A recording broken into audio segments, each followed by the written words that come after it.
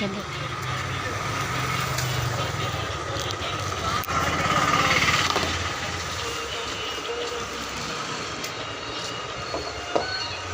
കൊടുവായൂർ നല്ല നല്ല അടിപൊളി മേശകളാണ് കണ്ടോ.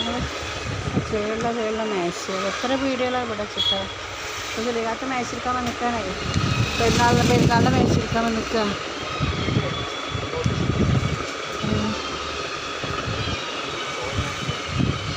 അന്തരീക്ഷം ശരിയല്ലായിട്ട് കളറിൽ കിട്ടുന്നില്ല.